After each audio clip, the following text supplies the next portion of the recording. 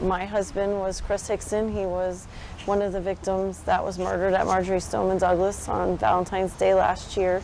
We were married for 28 years.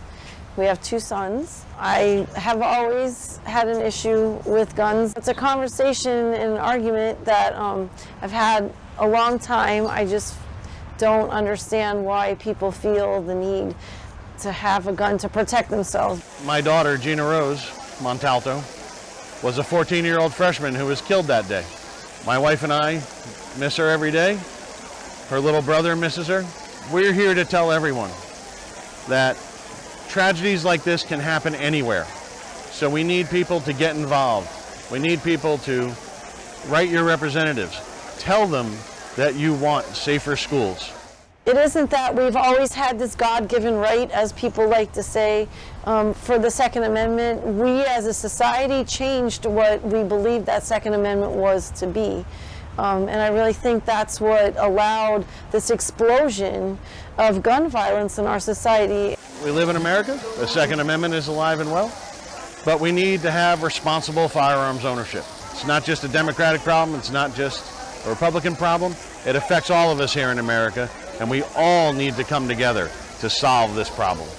The 17 families that were impacted on Valentine's Day, we started an organization called Stand with Parkland. We all realized that change needed to happen, so we came together to advocate for safer schools for our students and staff members. We want a holistic approach, and that holistic approach involves securing the campus, better mental health screening and support programs, and finally, responsible firearms ownership.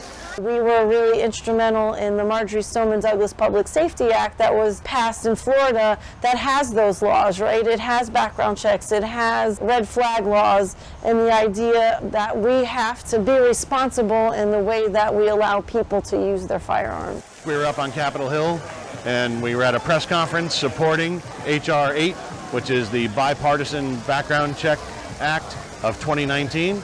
And that's important because we need background checks on all sales and transfers of weapons, but also the fact that the bill is bipartisan in nature is vital.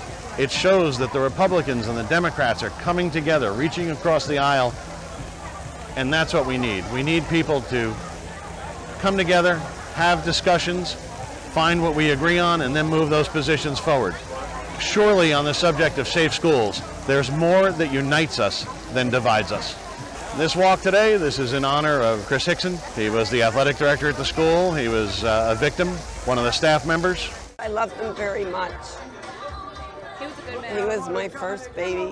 You know, Christopher was everything to me. You know, if I called him and I said, Christopher, I'm having a problem with this, or I need this, or I need that. And he goes, don't worry, Mom, you'll have it. He was always there for me.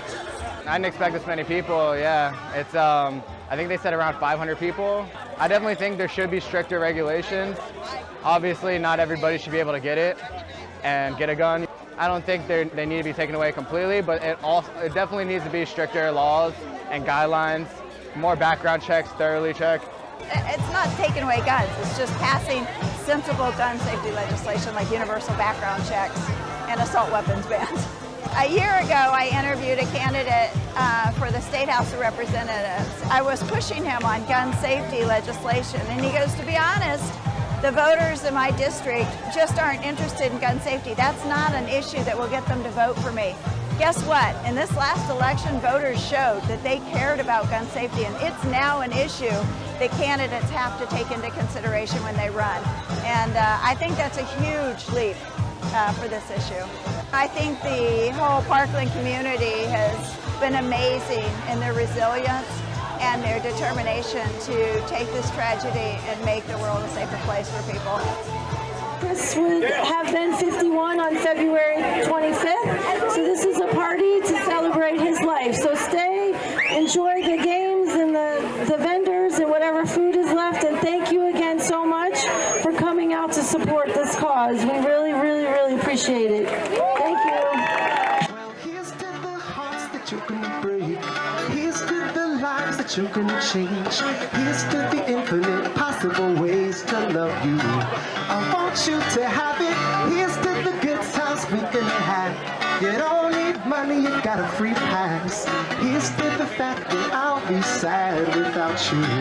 I want you to have it all. Oh, yes, I want you to have it all. I want you to have it, have it. Yes, I want you to have it.